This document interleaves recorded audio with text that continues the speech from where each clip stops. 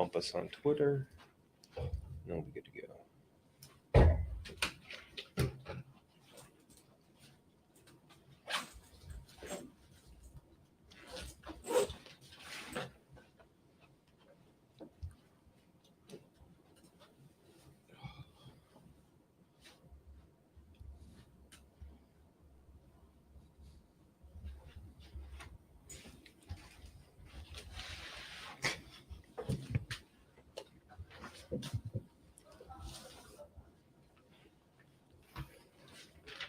Alrighty. Welcome to the Long Take. We are on episode, 7? Yep. Now, episode 7 of the Long Take. We got an early episode today because I have to go to a bachelor party tomorrow in Connecticut, I think. Not a place you traditionally associate with bachelor Sounds parties. wild. Yeah, that sounds really fucking wild, going to New Haven or something for a bachelor party. Joined today by Clemmer for the second time, and for the first time by LCB regular co-host Chris. And actually, you two combined are a brand new dozen team. We are, yes. People seem very excited about it. I'm personally excited about it. Chris, this is your second dozen team, right? Or were you filling? I forget. No, it's my second though. Last year's team had multiple members. You started with Molinaro, and then obviously we switched with Reegs there in the second half of the season. So yeah, second full year. Mm-hmm. Look, I'm excited just to play the game. That's my thing. Is like I want to play, I want to win. I got a lot to prove. So that's what I'm out for. But I'm excited to play, man. I think you guys are a really good team too. I don't even remember who your third is. It's just like you two are like I'm immediately like on board with. Is it Bennett? Yes, it is. Okay. Yes, she's already trying to trade herself off the team, but That's right. That was vetoed off. So yeah, maybe it's Castellani. He goes through team members like crazy or like old socks. It might be. Yeah, I might be like the Kyrie Irving of the dozen, where I'm just like, difficult to deal with, and I'm gonna keep moving around from team to team. Yeah. Yeah, I'm excited for you guys though because I feel like both you guys are like really smart in both pop culture and in specifically like obviously both you guys are great at movies, but also in like baseball. I feel like your combined knowledge of baseball covers everything that you will ever get asked in the dozen. So I feel like those two categories will be a wash for you. I think we'll do pretty well with baseball and movies. Yeah, that'll be strong. My college knowledge is not like college sports knowledge is very weak. So I'll definitely lean on Chris on that. Don't worry, you got Alex Bennett. She knows. She's been covering Big 12 football. Yeah. Basically her entire life. She's a big Oklahoma fan. Yes, right? That's great. That's our problem every single time with Smock, and every time we get into the tournament or whatever. Once we hit college football, we're fucked. Once we hit MLB, we're fucked. And like hockey, we have no chance. Like everything else, we have like decently covered thanks to Titus knowing college basketball, but it's the little things that get you. Yeah, hockey would trip me up too. Yeah. Oh, yeah. And right off the bat, get to talk, Chris. Say goodbye to your very good friend, Alavilla. Did he get fired? Alavilla. Yeah. It is. Yesterday was our World Series. It really was. It was the end of an era. I mean, just like one of the all-time. I put this in. I wrote a short blog about it with my video yesterday. For Detroit sports fans, there's certain trigger words when you just say a name, like David Ortiz, Aaron Rodgers, Matt Millen. Alavilla is on like that Mount Rushmore of all time. Like, oh, dude, that was the worst.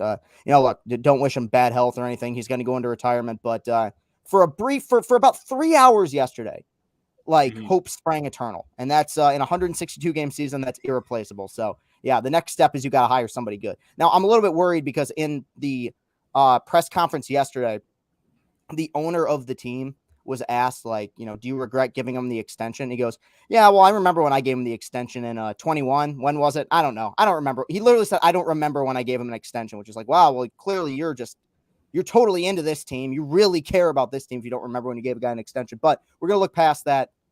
It's a good day for a short period of time. We can breathe. Yeah. Is there a guy, anyone on your short list of someone to replace him?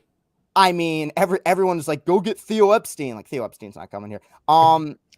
I mean, realistically, because of the AJ Hinch connection, Jeff Lunau, who used to run the Astros, who got fired because of the sign stealing scandal. I've moved on so far from that stuff. Literally, give me everyone who was involved in that and just put them on our team. I really don't care. They should have gotten Correa. They got Hinch. Go get Lunau. I really don't care. Bring them all in. They knew how to run an organization. They knew how to win, and that's really all I care about at this point. One of my favorite things is I saw you were responding to a guy yesterday who was like, Oh, but you were riding with the Baez signing in the early season. Like, yeah, everyone rides with every athletic signing basically in the team. That's what Thank you for saying the idea of like that you can't have revisionism during a baseball season is so insane to me. And the example I used is like, yeah, I was totally on board with the idea of the Star Wars prequels. Mhm. And then fucking Jar Jar Binks showed up 10 minutes in. I'm like, you know what, this is a good idea. Everyone will ride with something as long as it's successful. It's just not successful anymore. Yeah. No, I'm with you. All right, we do have some actual movie news to talk about, but I didn't want to give him the chance to rant. No, I don't. I congratulated him yesterday. I sent him a text saying, you know, Alan Villa. I mean, an absolutely horrific general manager, and he had. I was telling Chris yesterday. I think he had one of the worst free agent winners of any GM ever this past winter because, and I don't necessarily even disagree with the signings when he made him. He's definitely armchair quarterback on my part.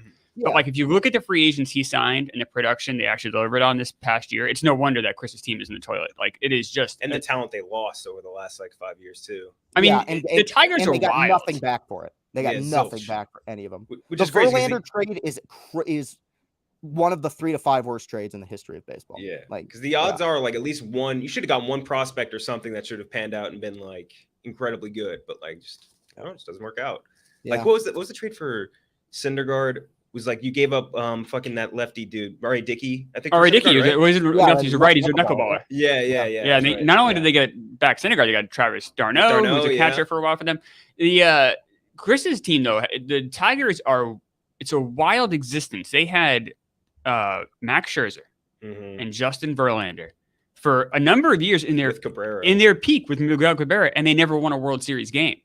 It's one of the 5 best teams to never win a World Series was like that 2012, especially that 2011 to 2014 era. Just the amount of all-stars and Hall of Famers that rolled through that were like you said in their primes. Like Scherzer was better when he got to Washington, but at the same time, Verlander winning MVP, they had 3 straight years where they had the American League MVP. But they're still dominant pitchers, and you still have nothing to show for it.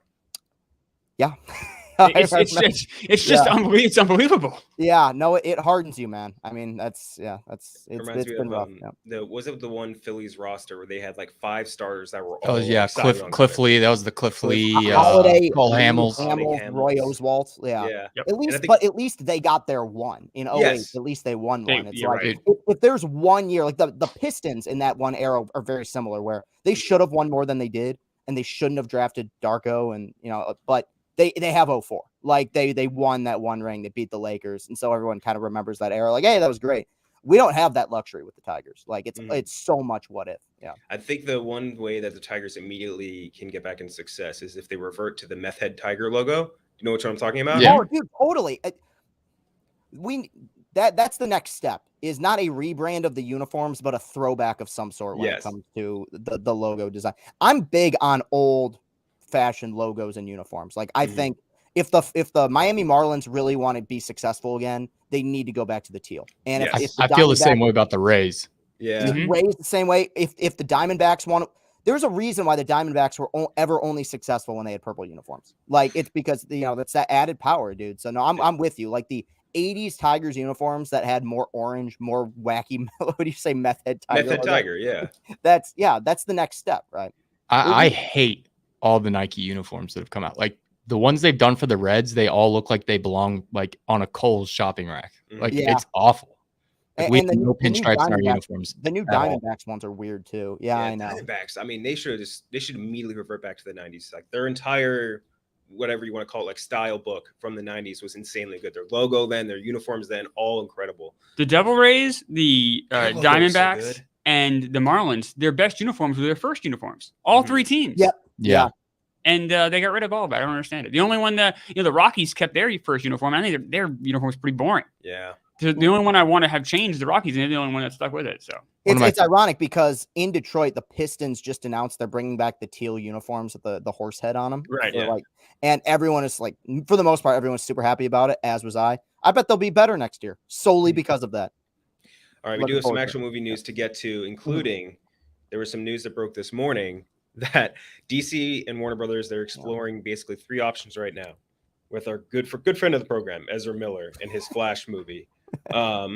Either Miller does an interview explaining all of his insane erratic behavior, which does include getting arrested like 200 times over the last 2 months or whatever.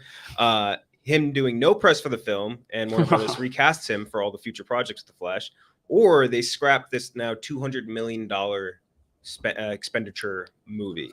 So that's the three options we're getting for him. He is a maniac, obviously, like a literal public menace. Yeah. Like he's like, it is insane. He's just all over the place too. Like he gets reported for crimes in Hawaii, which, first of all, you get angry enough to assault someone in Hawaii, like the best place on earth. Like you're never going to find inner peace. Yeah, ever. Like you're just have an inner turmoil that will never be solved. And then like weeks later, he's like abducting people and bring them to a farm in Vermont. Like, yeah. It's all really that story. Weird shit. That the most egregious one is that story about him like grooming. I mean, he was grooming someone. Yeah, and like Warner Brothers is like he was running a cult. He essentially was running a cult, allegedly. You know, he's having a wild summer. I mean, you can't take that away from him. It's been about a year now that he's just been. I mean, well, it started like a year and a half ago because he assaulted one of his fans, like choked a girl in France, but like just didn't. I think something happened where I guess their rules were different. I can't remember what it was, but he definitely was on video like just choking a girl. Yeah, that was in Iceland. Yeah, you're right. Yeah, right. I mean, he's clearly. And they still went ahead if you want to use the pronouns, right? They are clearly just like they need some help. Yeah, I don't know. Miller, exactly right. Miller, assaulting that woman in Iceland, but they still went ahead with the Flash movie. Yeah, that's where it's like they had the warning signs were there. Yeah, I do like this idea of just like DC keeping the fire burning, but like, hey, we're not doing Batgirl. Fuck it, we're not going to do Flash either. We're just completely out. I think this story's fake. I think it's like something they just put out as a press release. I think they're doing number 2 no matter what. But they wanted to say like, oh, we're considering scrapping it. Yeah. We're considering like, having him like, because I don't think he's going to go and do what they tell him in terms of like getting help. I just think he's like not going to. So you think they're going to dump the movie?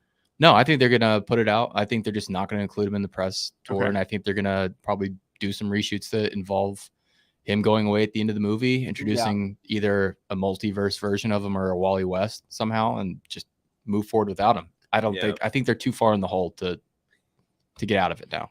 Yeah. You cannot at this point, both for their sake and for the sake of DC, let Ezra Miller in front of a camera right now. Like there's just too much that has happened. I feel like the only possible way it would end is in disaster.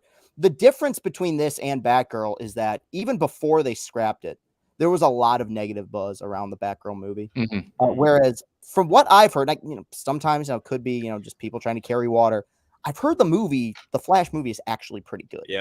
There's been a lot of positive buzz coming out of it. And I think that's why DC is in an even tougher position here because they're like, we have this movie that we actually really like, but we just have this one knucklehead who's heading the whole thing. So, my prediction is it'll come out. I don't know if it'll come out theatrically, and they just won't be included in in the press. Stuff. Yeah, I do like the visual and like just the idea of like Ezra Miller doing like a YouTube apology, like a Jake Paul style, like just sitting on YouTube and being like, sorry guys, I fucked up.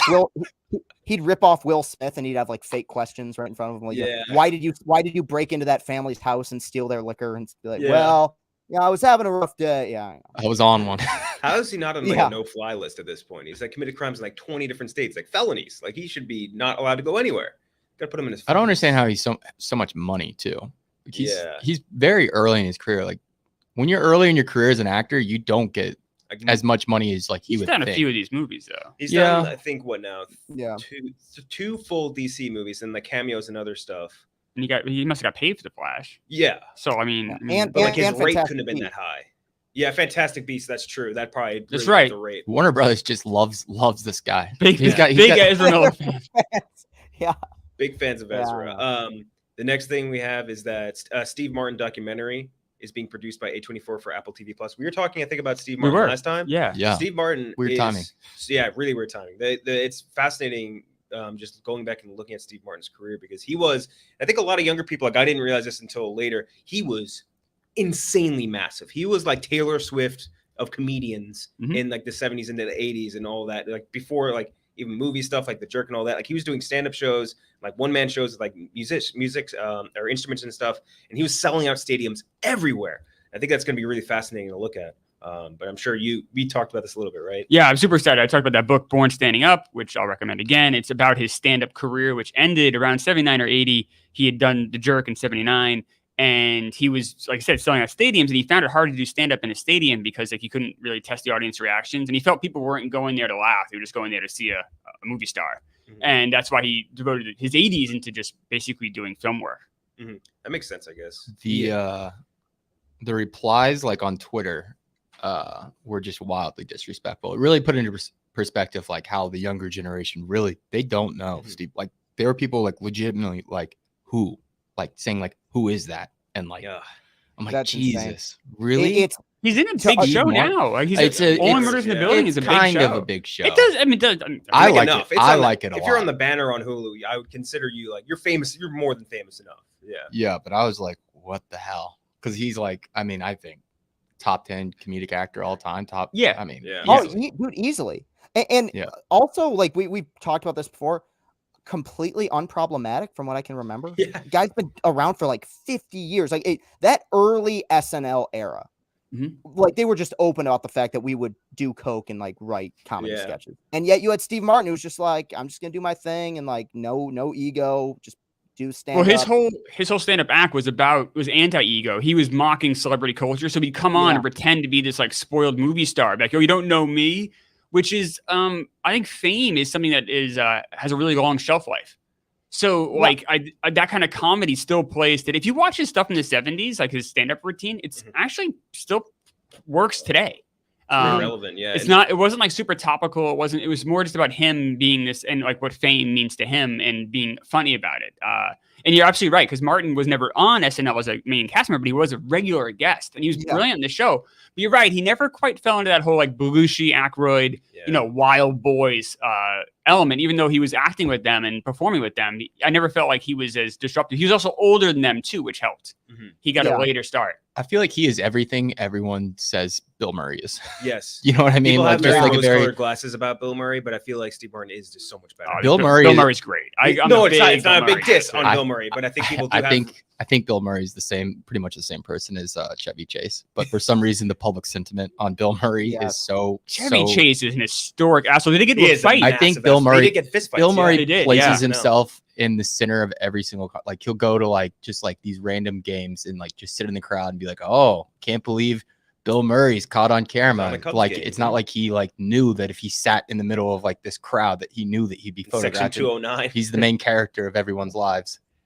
Had like a 20-year fallout with Harold Ramis that didn't end until like Harold Ramis was about to die. Like, that's why we never got Ghostbusters 3 was they hated each other forever. Yeah. And I think all those guys being assholes and Steve Martin being so nice. And like, even if you go on his Twitter now, it's incredible. It's like you get he plays his banjo. You get like a wave of serotonin while he's just grooving, playing banjo, singing little songs. And like, he's amazing. He's I think I would agree with you, Gooch, one of the greatest comedic minds that has ever been.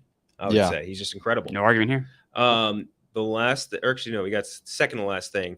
Tom Cruise is making a musical and a Les Grossman spinoff, which is his cameo from Tropic Thunder, with Christopher McQuarrie, who directed the last 2 Mission Impossible movies and also like Edge of Tomorrow and a few other things. Is Christopher McQuarrie going to be the one doing the space movie with him? No, that's Doug Liman. Christopher McQuarrie is producing it, I believe. Okay. Well, no, Doug Liman did Edge of Tomorrow, right? Correct. You might be right about that. Yep. McHugh was involved. That might be the same thing. It was Lyman, I believe, right? Yeah, maybe McHugh was script or producer. I don't know. But yeah, they're sort of like symbiotic in that sense, I guess, with those good movies. But he's doing the big 2 things we know for sure, is in addition to that movie, which is actually going to be shot in space. He wants to do the musical and he wants to do the Les Grossman spinoff, which both of these things are insane to me because Cruise at age 60, wanting to get involved in musicals out of nowhere. Like you could say rock ages, whatever. But like, yeah, you could say that or whatever. But like him at this age wanting to get involved in a brand new musical is nuts. And wanting to do a Les Grossman spinoff, I think is even crazier. But I'm actually kind of excited for that. Les Grossman was really concentrated, powerful punch. And like, I don't know how much you can like kind of draw that out over the length of a movie. That's what I'd be worried about. Yeah. I think so funny. I think you can do it. I really do. I mean, for as much as Entourage is about Vinny Chase and the boys, it's pretty much Ari Gold's show too. And that is the Les Grossman character in a way.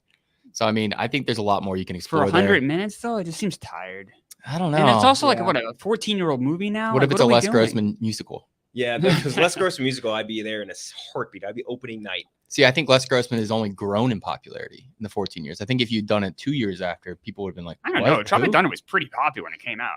I don't just know. kind of I feel like the Les Grossman character got way more popular though. I think it was universally agreed that Cruise's cameo from that, especially from that point and onward, that it was like one of the greatest cameo performances. Oh yeah, because I think a lot of people didn't even realize it was him until the credits rolled. Yeah, he got a Golden Globe nomination for it for best support. He was in a category with like he got a Globe nom. Yeah, he was in a category with like Heath Ledger as the Joker, like it was like Josh Brolin and Milk, like Philip Seymour Hoffman and Doubt. I gotta find that and post it. These super. No, I'll see if I can find like the full clip and I'll send it to you. But you know what I think this is? I don't know if every one of these movies is going to get made.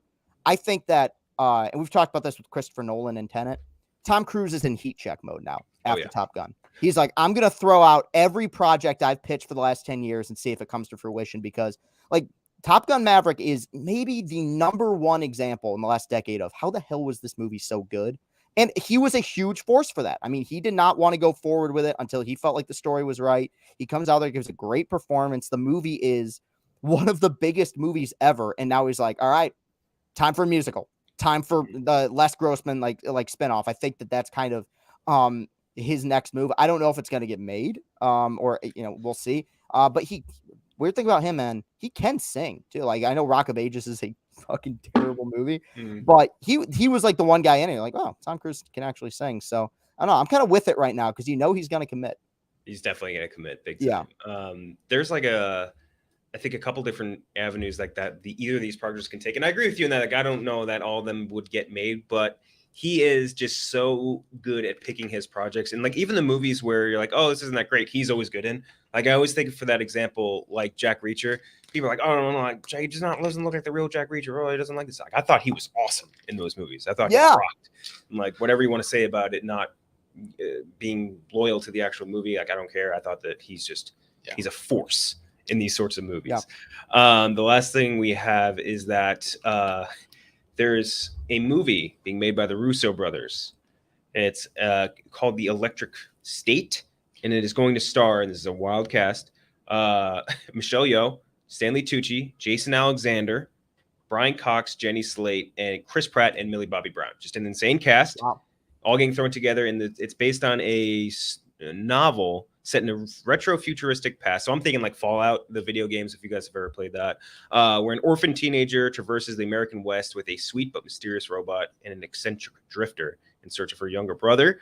Russo Brothers obviously they did a Netflix movie already with, a couple of ones, I guess, but the Gray Man, Netflix, every time they release anything, they say it's the most viewed thing they've ever released. So like you can only take it with a grain of salt, but they did say that Gray Man broke all the records.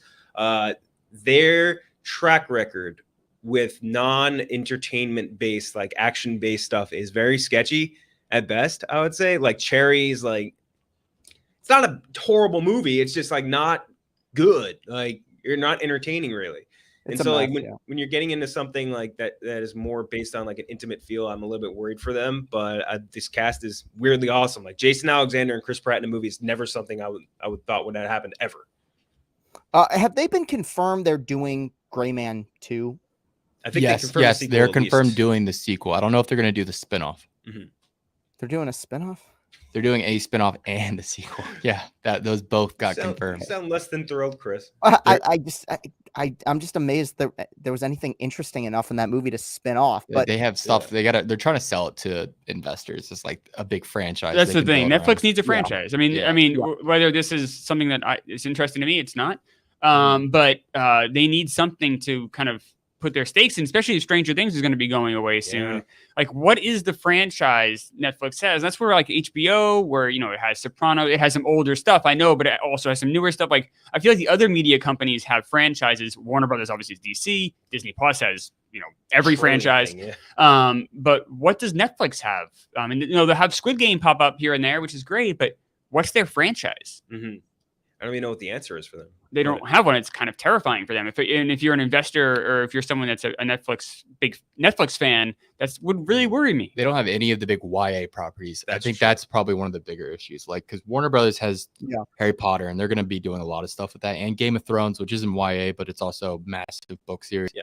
And then you look at Disney Plus, and they've already got, all the Marvel stuff, all your Disney stuff. Star They Wars. also have, your Star Wars, obviously. Can't forget that. Got the Bright universe. You almost forgot about that. Not the Bright universe. But then they got all the Percy Jackson stuff coming up. And people love Percy. Those kids love Percy Jackson. Great books. They got the Aragon series also coming up. Like Netflix has none of those properties, which is weird because they have the capital to go out and buy the rights to it. Yeah. It's surprising that they haven't tried, you know? They've had a different direction for a lot of their existence of doing these original. Yeah. First it was like more Oscar bait movies, then it became just more like any kind of movie. People, just original anything. movies. Floor is Lava is a great example. Matt, thank you for that one. They spent probably millions upon millions making that. Floor is Lava. Yeah. But they don't have any real sort of like, for instance, like if they had gotten James Bond, which that would have been a perfect one. But then the Broccoli family sounds like they're very protective of not wanting to. Broccoli's will never give that up. No. And not only that, but they won't even allow like distribution through them or spin-offs. I mean, the whole thing of a franchise is like kind of what Disney's doing with Star Wars. Is yes, you have the movies, but it's what you can do beyond the movies that makes the difference. Yeah. And the Broccoli family is very protective of James Bond, but that's just an example of something that they should be trying to go acquire where you could build off of. Yeah. And they don't seem to want to do that. Maybe they're trying this with this Gray Man. They've tried it with like a few other things like Umbrella Academy, which I think is awesome, but like that's never going to be the show versus like what Marvel has to offer or versus what these other things, even when the Marvel shows haven't been altogether great, but like they need, like you were saying, to acquire something with an existing fan base or invent something that's going to be able to replace the Stranger Things sort of like cultural lexicon spot. And that's hard. I feel like Amazon Prime tries to do that. They try to acquire these film libraries. Like they went and got MGM, I think, because of the Bond element to some extent. So they're trying to do these things, but it never quite. Amazon Prime is almost, never quite works for them. Yeah. They buy book properties too. Like they bought Wheel of Time rights to make that. Wheel of Time was a bust. And then they did Lord of the Rings. They got Invincible. Yeah, and like that's Invincible, where they'll build out well from Invincible because there's a lot of shit to build and out. And the boys too, obviously. Like and the boys, they buy those like smaller, less heralded properties and they turn them into something bigger. It's not. It's not even like Percy Jackson. Yeah. You know what I mean? Like it's just not. And Amazon Prime. It wasn't for the shipping element of Amazon Prime. The fact that you kind of get it for free. I think people would fucking hate Amazon Prime. Like the actual streaming. They'd be like, this is a fucking garbage. They had to get product. it separately. Yeah. Yes. So like that. It would be mocked incessantly. But because it's like almost like this throw in, everyone kind of gives it a. Which is fair, I guess, but I think Amazon Prime gets off pretty scot-free there. If we were paying separately for Amazon Prime, that would definitely be. It would be for me like almost like when I have Disney Plus. I don't use Disney Plus for anything except for Mandalorian when it comes out and the occasional Marvel show. That would be me with Amazon Prime, but for Invincible and the Boys, and that would be it. Like I don't know what else I would want to go there for. Like they do have good shows, like Fleabag's awesome. Marvelous Miss Maisel's good. Reacher now. Reacher rocks. I don't. It was a fucking good show. I can't help myself. Reacher was so awesome. I can't believe who did we just talk to? Flula Borg said he almost got the role of Reacher. Oh, that would have been awful. No offense to Flula. Like with you have to be the most all-American boy of all time, Flula Borg, which is the German man, but I don't think he would have fit that. So that's our news off the top. Now we get to do a little bit of drafting. We're doing a draft of movies released between 2000 and 2004.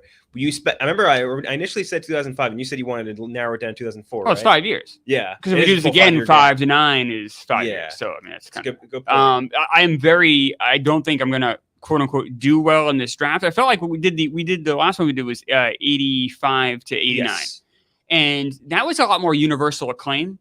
I think with those movies, like, I feel like, all right, you can make your picks, and everyone kind of understands. I think with these movies, I feel like it's a lot more personal choice. For sure. And it was a much harder list to put together than it was for me for the 80s one. Did you guys have the same issues or? So like mine is very ironclad at the top. It definitely gets a little bit more spread out the further down you go. So there's 3 movies that top of my head that pretty much cement themselves at the top for me. And it sucks for me because I'm going to be going last in our draft. Our draft order right now, which I predetermined through List Randomizer, whatever that website we always use is. It's going to be Clemmer, Robbie, Chris, then me. And then we're going to snake back. So Clemmer, you get first pick. Oh, all right. That's not where I really want to be. I'm going to pick something that isn't my favorite movie from this time period, but it's one that I'm afraid that you guys will grab. I'm going to go with Anchorman. I think it's the best comedy of that time period. It was my highest comedy on the list. Yeah, I figured the other ones I have might be more, I'd say obscure, but might be less likely to be picked potentially, more controversial picks. So I think like Anchorman is something that we're talking about universal acclaim. That's something I think everyone agrees is just a fantastic comedy. And like I said, I think it's the best comedy of that 5-year period. So I'm pretty confident going with Anchorman there, I guess. I would rather have made that pick fourth than first, but we are where we are. That's I think you're smart in doing that only if not for no other reason other than I don't think you would have gotten it back on the turn. I don't think so either. No, yeah. I don't think so. And if you wanted good. that, that's good. That makes you feel a little better about it then. All right, Robbie. Good pick. I'm also gonna go. I don't know if it's my favorite, and I'm going Lord of the Rings. I don't know if it's my favorite from the trilogy, but I think it's the best, and it's Return of the King. Yeah. Return of the King. It's be mine. just a tour de force, like culmination of just I think you agree, Jeff agrees, the greatest trilogy of all time. Yep. Academy agrees too. It's just, I mean, it's an epic. I don't think we're gonna see many things like that. We may never see a trilogy like that ever again. You think it's the greatest trilogy? So you would rather have those 3 movies than the Godfather movies? Absolutely. Oh. So I would say Godfather 3 is No, Godfather 3 sucks, but Godfather 1 and 2, I don't like Lord of the Rings. I'm alone I here on actually this. I know prefer that, Godfather 1 to Godfather 2. Me too. I think I'm alone on. Oh, you do too? Yeah. Okay. But I just think those movies, like the Lord of the Rings movies, to me is just a bunch of people walking in the woods for 9 hours. Yeah. Like they're Hey, incredibly Robbie- boring. At least they're not Hey, Italian. bring Robbie Fox in here. He'll back you up on that one. I think they're And just Clem. they're dreadful films. I really don't like them at all.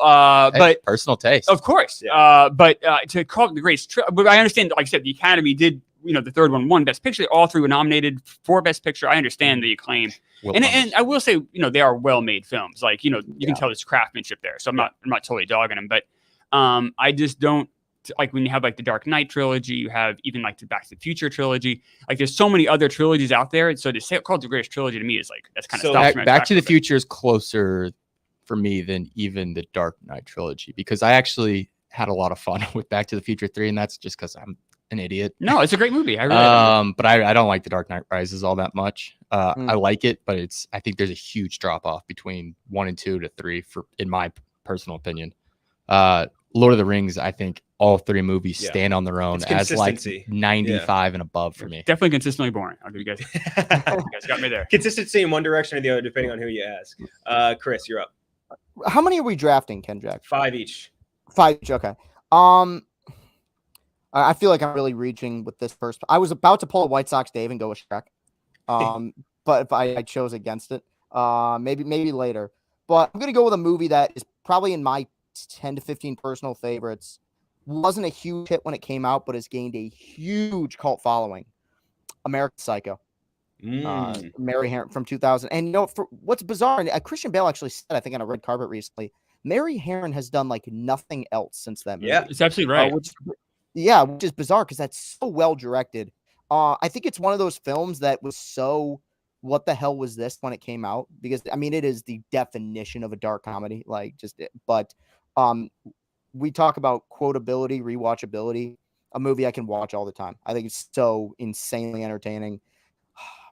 Maybe not the best, but it's my favorite Bale performance, which is really saying something. I love American Psycho. That's does the third act bother you? I think it's weak. I think the first 2 acts are great. It's weaker than the first 2. Falls into like the one thing that you're told not to do in screenwriting, which is like it was all fake. It never happened, and not necessarily it was all a dream. I'm with you, but it's so fascinating as a whole that even the third act, while inferior to the 2 acts that preceded it, it's still worth discussing. And I think that's the sign of a really good movie is that you don't come out of it just forgetting that it existed. You can talk about it, you can dissect it. I think that's why it's grown in popularity over the last several years. That third act is like, if it was like out of 100%, like 80% of that, I would agree, definitely weaker. But that ending little 20%, like when he actually rises and has a conversation with the lawyer and all that, and then with Willem Dafoe, like those parts I thought were really well done and really well acted. Sticky stat cast. The cast, to Chris's point, like it grew in popularity. The cast was they bought low on a lot of these guys. Yeah. Like Bale, Reese Witherspoon, Jared Leto. Jared Leto. Imagine making that movie today, but it cost so because the cast alone. So the cast, Justin Theroux, Justin Theroux, and the way it's directed, like by Mary Harron, it's really well. It's a really creative and interesting way to shoot it. And then Bale's performance, obviously, I mean, it's one of the most interesting movies of this time period for sure. I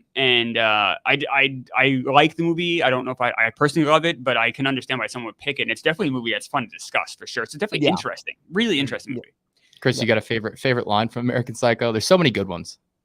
I mean, oh man, the entire Jared Leto death scene is so memorable. The Huey Lewis monologue. I don't know, for some reason, one line I even used this in a post-game video, I think, when talking about a Tigers pitcher that was injured. But he was talking when he goes, Paul Allen, killed Paul Allen with an axe in the face. His body is dissolving in a bathtub in Hell's Kitchen. I don't want anything else to be out there. He's so brilliant in that role. And it does get a bit ridiculous in the third act. But I think that and The Machinist, and I guess you could throw Equilibrium in there too. We're like, that was that trifecta where it's like, dude, this guy could play Batman. Easily. So yeah, I love Equilibrium. Gun Kata was the art that they created for the gun martial. That's another movie that has. It's not as big a cult following as American Psycho, but does have a legitimate following of people. Like, the movie's pretty badass. Yeah. The weirdest thing about American Psycho, directed by a woman, written by a gay man, but it became the like symbol for the Sigma male. Yeah. Ultra straight macho is Bret Easton Ellis really gay? I didn't know that. I think the guy who wrote the original, like those, whatever the IP that's based on. Bret Easton Ellis. He's right. I believe he is. I saw it was written by whoever the source thing is written by. Yeah, he also wrote the book led to Less Than Zero, which is interesting. With oh my God, who's the? It's about drug addiction. It's a really I'm sorry. What's the Robert Downey Jr. Yes, and he's very good. It's an interesting movie. It's made in the 80s, but Easton Ellis is a really interesting writer. He's more of an 80s writer, which is why American Psycho takes place there. But it's a interesting book. I read it years ago, and the movie is really, really interesting as well. Love that. Chris, you no, fuck, I'm up now. Or no, we got you. Yeah. All right, I'm gonna start it out with the Two Towers. Like Gooch was saying, I also agree. I think it's the greatest trilogy ever, just from pure consistency standpoint. I would have loved to get Return of the King. I knew I wasn't going to. The second I put the draft order in, I was like, well, fuck, I lost out on Lord of the Rings. That sucks.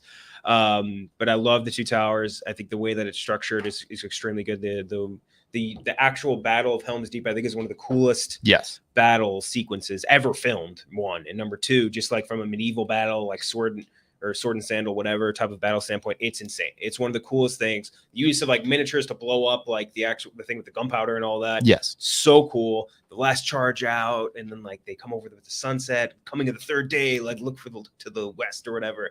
Like all that shit, it really does it for me a lot.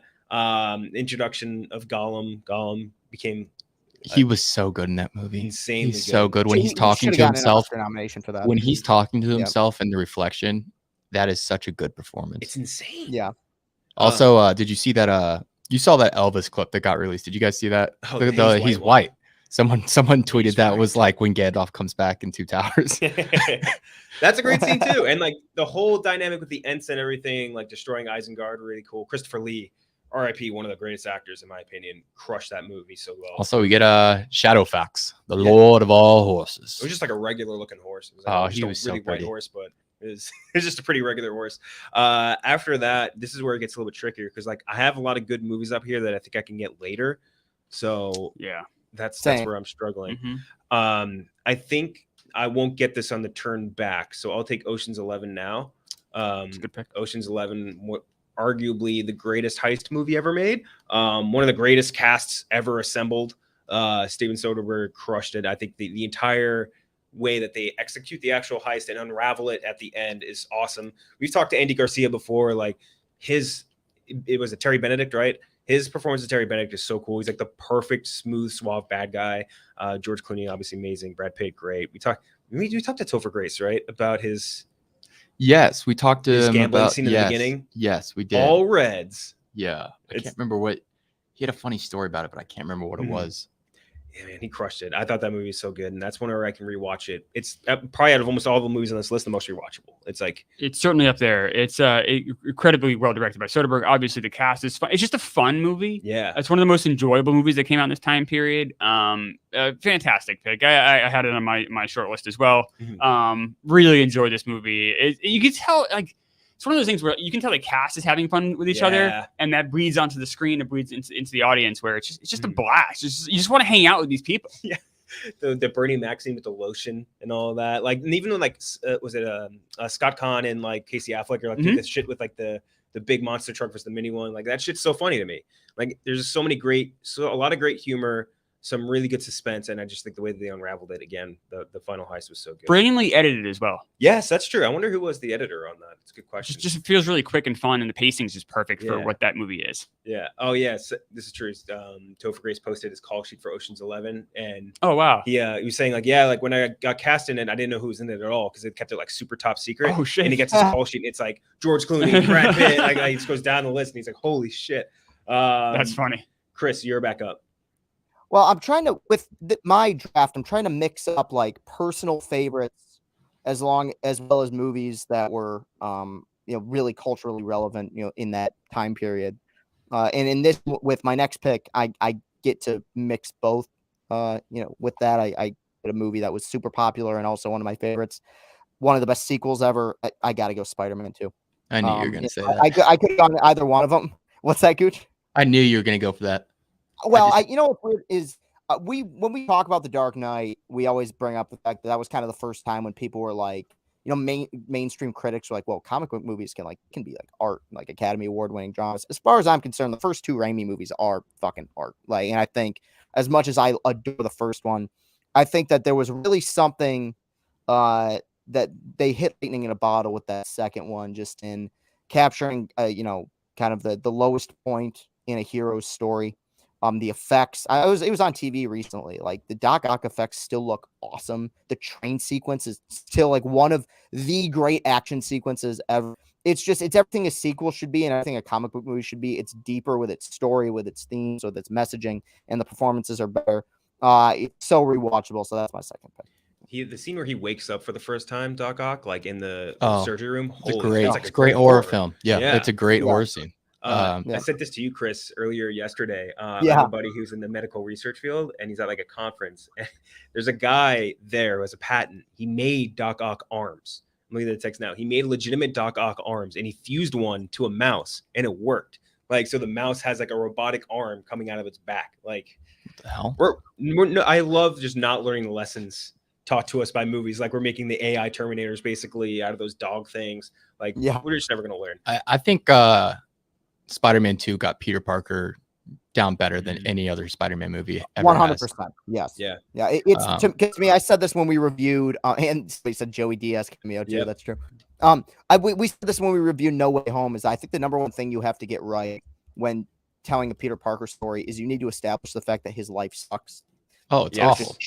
The world just shits on him endlessly, and there's like about a 30-minute period in that movie where he's not even in the suit. And it's just life beating him down. And it makes ultimately what ends up happening at the end of that movie that much more triumphant. So, yeah, it's one of my favorites. It's a very good movie. It's on the back of my list here, but it definitely made my list. And it's one of the best superhero sequels ever made. We did a very good pick. Last week, me and Robbie did a draft of pre-Marvel superheroes, like pre-MCU anyway. Like, so I saw that, yeah. Iron Man, yeah. You guys left out Superman too, though. I was on my short list, and I'm just like, I want to get the shitty ones that mean more to me at the end of it. You know what I mean? Because like I would have really had it at the tail end, but I mean, Superman 2 is a really good movie. I was like, Ang Lee Hulk, I've watched a trillion times. Superman 2, like I love and I've watched it like 3 times. See, when I was growing up, that was on HBO all the time in the 80s. So like Superman 1, Superman 2 especially, and then Superman 3, which is not very good. Those were just on, I don't know why, maybe HBO didn't, I don't think they have a very big film library back then, so it showed the same movies over and over and over again, and that was just one of them you just saw a million times. Is it Superman 4 that has the great Family Guy bit, right, Chris? That's a bad movie. Oh, I'm going to have to be a Superman 4, The Quest for Peace, when he's looking at the... Yeah. Which is now a regurgitated meme, basically, that other people do in different formats. Where he's pointing at the camera. Yeah, exactly. It's one of the worst movies it's not maybe ever made. It's incredible. It's incredibly bad. It's. I saw it in a drive-in when it came out. I've seen it a few times since. It's Gene Hackman's in that movie, and it's still so bad. Still bad. Robbie, you're up. See, I'm where you're at, Chris, right now, where it's like I could go Fellowship of the Ring, still on the board. But do I want to do back? I only get 5 picks. You also know that Clemmer's not going to take it, so I will not take it. You can get on the turn. And this isn't a movie that had a huge cultural impact, so I've decided on my pick. It didn't have a huge cultural impact, but in my opinion, it's one of the best made and one of the best movies of all time. It's Memories of Murder. Bong Joon-ho's mystery thriller. I have not seen this. It's so good. It's if you like Zodiac, It's on Hulu too. I think it's an even better crime thriller than Zodiac. Memories of Murder. Yes, Wow. and it's got Park Sang-ho. I think. Yeah, the dad from Parasite. Yeah, Parasite was a great movie. And same director. all right, intense ass movie. That kind of has a beautiful ending that leaves you like up to decide kind of what happened. Won't spoil anything. Kind of hard to get into it, but also based on a real story. The score. Yeah, one of the better scores I can think of. Love that movie. If you haven't seen it and you're watching, or and you're watching right now, go see it. I think it's on Hulu. It's on Hulu right now. Yeah. I got the excellent movie. I got the Criterion of that one because I was like, I fucking love this movie so much. Yeah. Really? All right. It's really good. Right. I think you'll dig it. That's awesome. Clemmer, now you get back to back. All right. First pick is my favorite movie of that time period. And this is where it's going to start getting maybe controversial. People are going to have strong opinions either way. I love Castaway. It's a great movie. Castaway is one of my... Zemeckis' last good movie? I think it's Zemeckis' last good movie. Yeah, right? I think so. Yeah, I don't think he has anything else. I enjoy Polar Express for what it is, but I'm not going to act like it's... Yeah. He did Ready Player One, right? Yes. No, it was Spielberg. No, Spielberg did. Spielberg did that. But Zemeckis was involved with it. But the fucking... The MacGuffin of it was the Zemeckis cube, wasn't it? Yeah. All right. That's why. That's why I thought that. I could have sworn associated with his name with it too. Yeah. But Castaway has one of the greatest performances ever. Tom Hanks is incredible in that movie. Now, some people just him for 90% of it, and it's the best part of the movie too. Yeah. Some people complain that third act, to go back to one of Chris's films, is weak. Yeah. You have the Helen Hunt stuff where if you do the timetable, like how long did she actually miss this guy? Like she's already pregnant and already married, and like he wasn't gone that long. Which I kind of look past. The movie, I'm much more interested in Chuck Nolan's journey than I am necessarily with the timetable of Helen Hunt maybe not being the most caring person in the world. But the stuff on the island is incredible. And I just really enjoy the movie. I've seen it, I don't know, maybe 40, 50 times by now.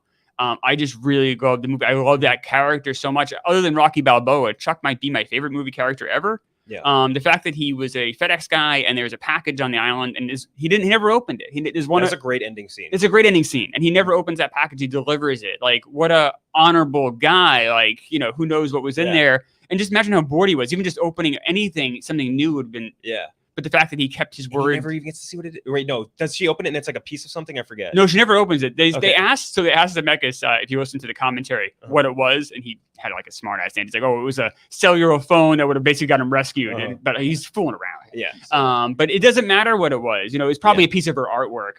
But the fact that it was, that he held on to it. He's a great character. I just love him so much. You can't help but root for him, and Hanks is perfect in the role. The score hitting that moment when he's in the crossroads and he just like looks around and like there's like, where do I go now? Like that scene is so good. His whole life is open to him, which is both exciting and terrifying at the same time. It's a great score to that movie. Great score to that movie. I don't even know who did the score. I forget. Was it Silvestri? No, he did Back to the Future. I don't know if he did. If he stuck with Zemeckis for this one, but it's a very good movie. I really love Castaway. As Silvestri, yeah. It is. So yeah, they had a price for a while. Mm-hmm. My next one, this is where it gets tough. I just don't know what you guys are gonna pick. So far, you guys haven't taken too many off my list. I think I'm gonna go with a movie I love because fuck it, like it's my list. And I'm gonna go with Road to Perdition. Oh, that's a great movie. And that's another Tom Hanks one. Paul Newman is absolutely incredible. It's his last major role. Craig too, right? I guess his son, right? Was the son of that movie? Paul Newman's son. Daniel Craig played. Played his son. I'm sorry. Yes, sorry. Yes, Daniel Craig's and the cast is pretty strong. But the thing I love most about it is the cinematography. It is maybe the most beautiful film I've ever seen. Sam Mendes directed it, but the John Williams score, I believe, too. I believe there's Williams score, but I believe this Conrad Hall was the cinematographer, and I believe that's right. Yeah, I was thinking it was Deakins. You're right. It was the last movie that Hall did before dying, and then Deakins teamed up with Mendes moving forward. Road to Perdition, the job Conrad Hall does in his last movie is absolutely incredible. Like I said, it's the most beautiful film I've ever seen.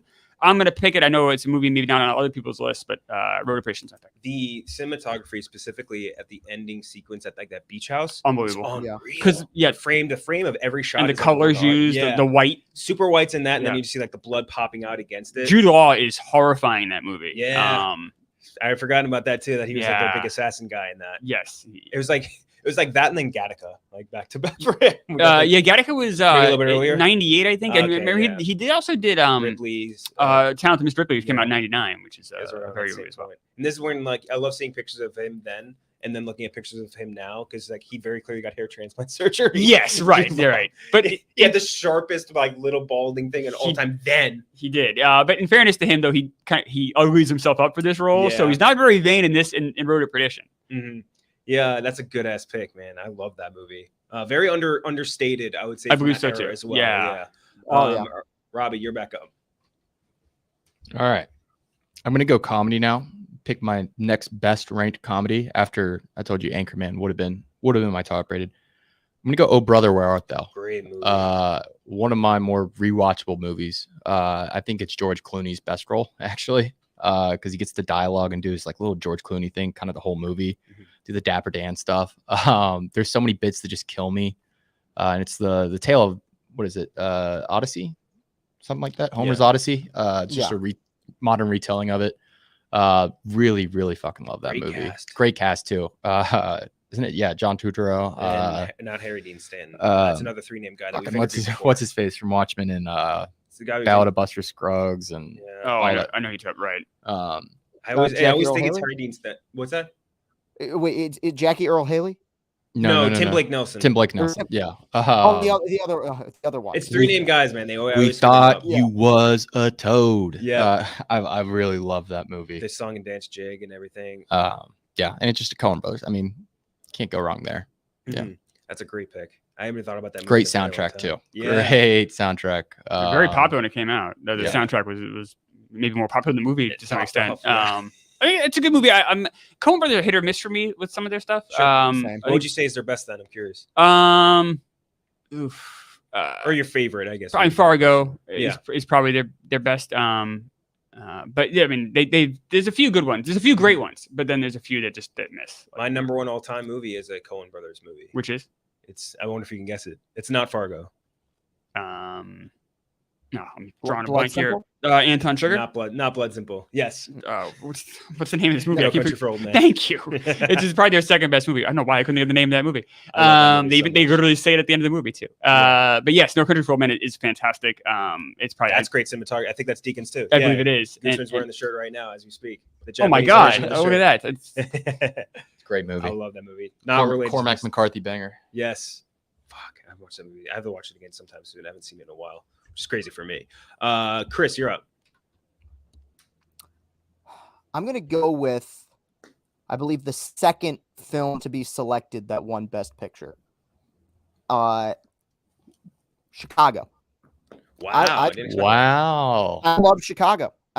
Look, I don't believe the musical genre was ever dead necessarily. Like I never really like when people say a genre is dead. That's like, it's like saying a certain type of food is dead. It just seems weird. Like there's always going to be some sort of comeback, but I really do think that the influx of musicals that we've gotten over the last almost 2 decades now, a lot of it you can attribute to Chicago's success and just the way the musical sequences were framed. Talk about brilliant editing, just kind of cutting back and forth, doing the musical numbers and not live, but on a stage, and then going back and forth with the story and just the energy that the cast brought. It's been a minute since I've seen it. You talk about a stacked cast. I mean, so many people like in their primes still, and that was, I mean, he'd been in Boogie Nights, but I think it was one of those times where you're like, oh, dude, Elliott, like an amazing actor, like not just like as a comedic guy, like he's got an Academy Award nomination for that. Just a very entertaining movie, and I think that kind of when you look at the way that modern musicals go about doing cinematography and filming their sequences, I think that a lot of it kind of goes back to Chicago's success. I mean, it won Best Picture as a musical back in it was 2002, the year it came out. So yeah, that's my third pick. I think that's a solid pick. I would have expected it to be a little bit later. I didn't expect it to not be on the board though. It's on Broadway right now. It's been on Broadway forever. Yeah, but they just brought on a new cast member. Blonde actress, very famous in the 80s and someone in the 90s. If you can guess who she is. I feel like that For some reason, the one that came to mind, I know it's wrong, was Alicia Silverstone. I know that's not right. No, it's but Pam Anderson. Oh, He's on this, and there's a big ad out in front of my apartment, so I see it all the time, and I'm like, Pam Anderson. They've been in doing Chicago. stunt casting for Chicago. Chicago's been in Broadway for 20 plus years now. They always bring in kind of like these wacky or kind of goofy. Because have you guys seen it, the show on Broadway? Yeah, no, I haven't seen it on Broadway. I have, and they do it with kind of a wink and a nod. The Broadway show is, I don't want to say more fun, but more playful even than the movie is. The movie's playful too, but I feel like the Broadway show, it's really just like, hey, we're kind of half fucking around here. Yeah. It wasn't. That's probably a better phrase. I want to say Eddie George had I don't know if it was Broadway, but it might have been. I didn't know this, but I think Eddie George graduated from Ohio State with a theater degree, and I think he was on maybe not on Broadway, but he played I think the Taye Diggs role in a production of Chicago. You're right. And I think Usher at some point, had a role in Chicago as well. I think maybe the Richard Gere role. Yeah, they'll give a lot of people, especially bigger names, because I mean the show's been on Broadway for so long, so everyone who's wanted to see it has already seen it. So they got to kind of do some things to kind of bring people back. Played Billy Flynn with Chicago. That's wow. Crazy. Yeah, that's insane. You did Broadway for a while too. Damn. His wife was on Survivor. Was it really? I remember that one season. I think it was like season 7 or something. What are the odds? That's kind of crazy. All right, I'm up now, and this is again. I find myself in that same dilemma where do I want to pick movies that I want on my list, or do I want to pick movies that are empirically, in my opinion, better? This is a golden era of guilty pleasures. Yeah, that too. Yeah, that's kind of the problem here. I'll go with a movie that will, I think, win me a lot of popular vote here, and it is, when I was growing up, one of my favorite movies to rewatch, and I still think it's endlessly entertaining. And I'll go Gladiator. Gladiator. It's a movie where a lot of people would be like, "Oh, it's the best movie of all time." Like that was a default answer for a long time, I think, for people. Yeah. Good pick, but it is a great movie. Good. Joaquin Phoenix, insanely good as Communist. Russell Crowe's so good, and Russell Crowe, that's the hottest he's ever been or will be. Was in that. Every dude wanted to be Russell Crowe when that movie came out. Yeah, a lot of great side characters too. That was Oliver, what's his name's last role? Oliver Reed's last role. Yeah, and he was really good in it. A bunch of other small actors. Connie Nielsen, right? Was I think the main. I believe so. Yeah, just such a good movie. A really good and tight story, you know what I mean? Where it's just he's fall from grace, his rise back, and his final revenge, and that final sequence where LCB interviewee Jaimin Hansu says I'll join you guys soon, but not yet. And I'm just I'm sitting there fighting back tears, man. I love that movie so much. Where do you put that in Ridley Scott's catalog? Where would you rank that? I could show you, but it's probably very high near the top. Let's go to movierankings.net. Ridley Scott.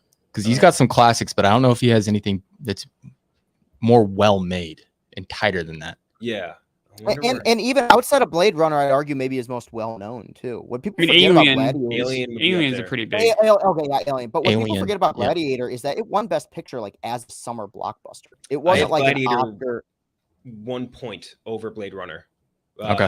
So yeah, it's there for me. But gotcha. Blade Runner, it's such a good movie too, man. Ridley Scott has so many bangers, and he makes that's why I wish you would stop talking. I wish he would just make more movies. He did that show on HBO, which I thought was awesome, but it just got canceled. Raised by Wolves.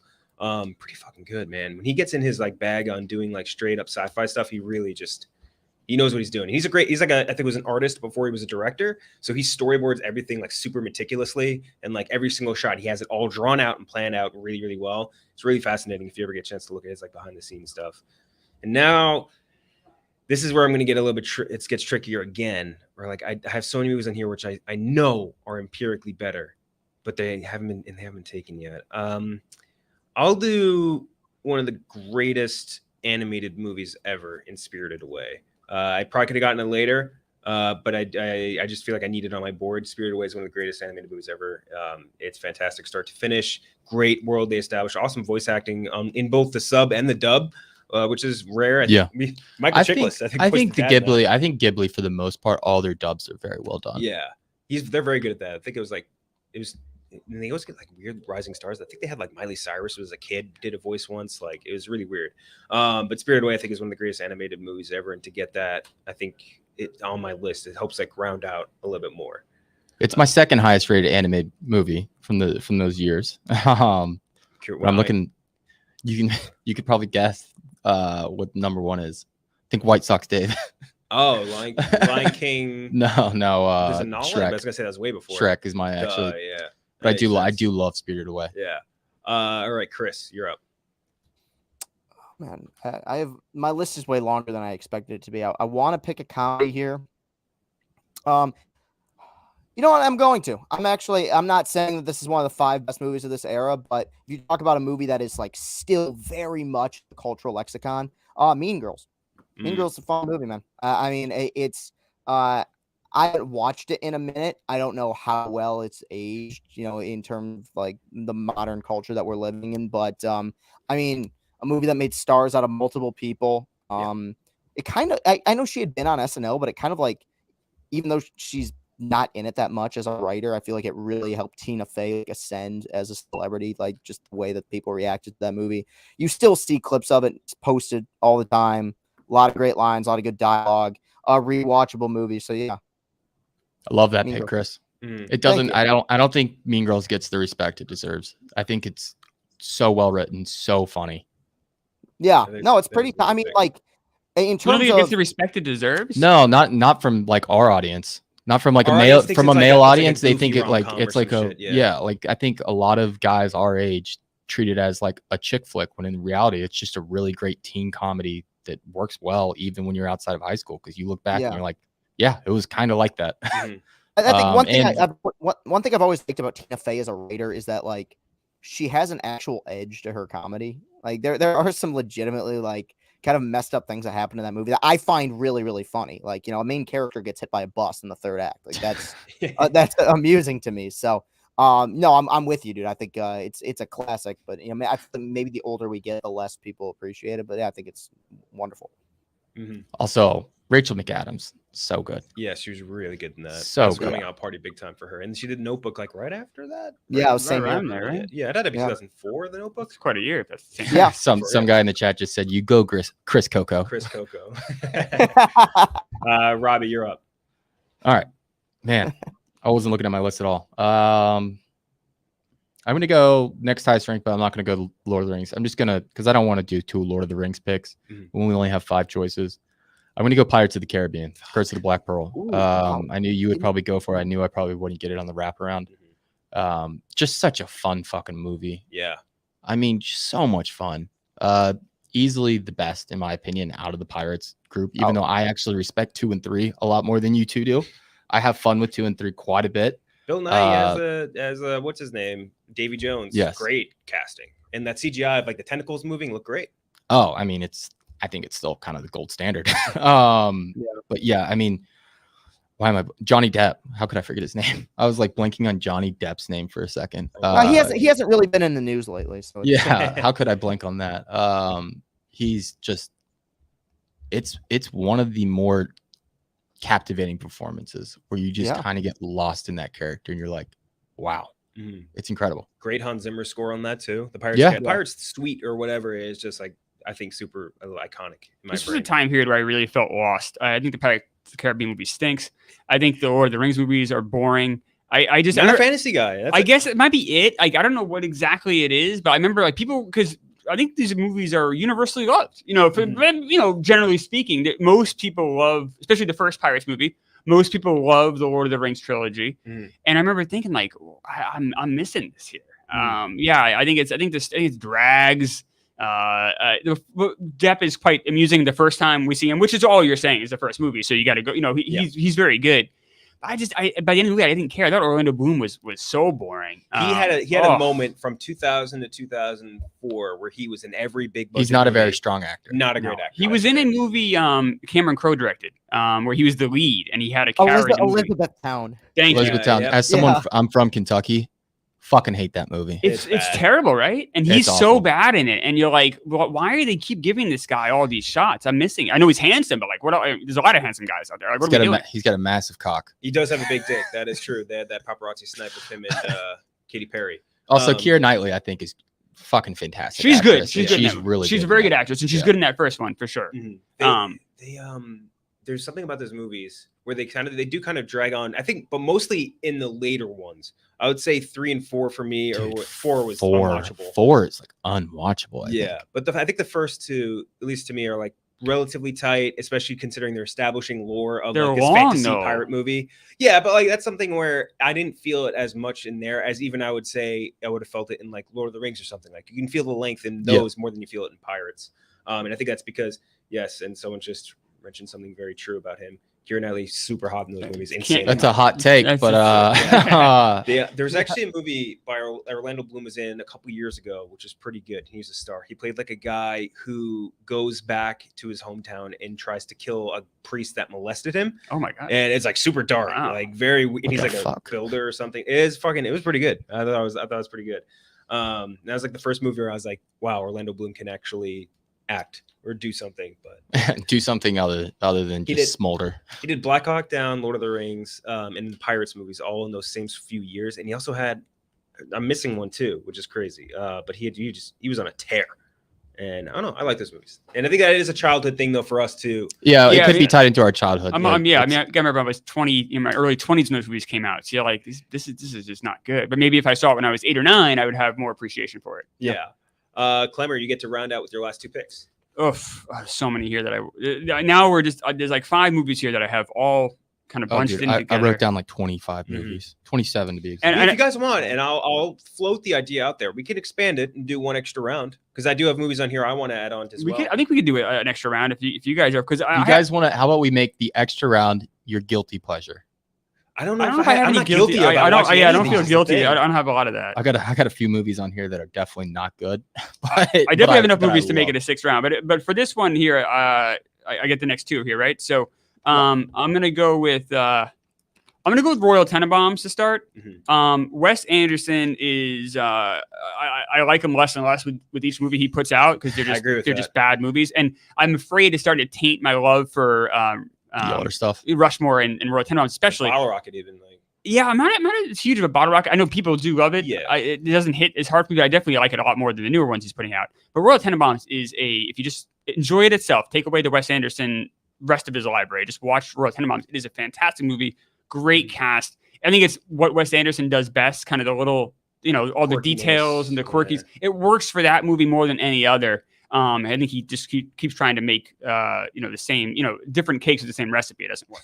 Underrated, still a role. Yeah, exactly. I think his best performance as an actor. I think he's really great in that movie. He makes me cry. Like the end with him and Hackman at the end, like I'm tearing up because of Stiller's performance. Yeah, I think he's really good in that movie. I'll be honest.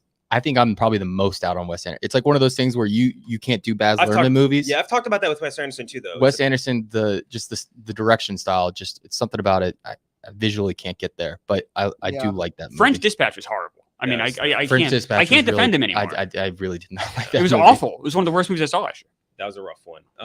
So I got another one here. You do have another one. All right. I'm gonna. I don't know if we have another round or not, but even if we don't, I'm gonna pick this and be happy with it. Gangs of New York.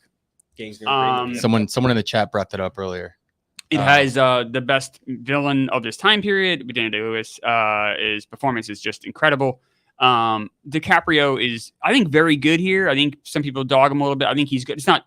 People dog the accents, but I'm accent blind, and it doesn't bother me. It doesn't bother me. And a lot of people shit on. There has once again John C. Reilly's in this. We have Liam Neeson, which is obviously Scorsese. This is his project that he wanted to do for decades to get this done.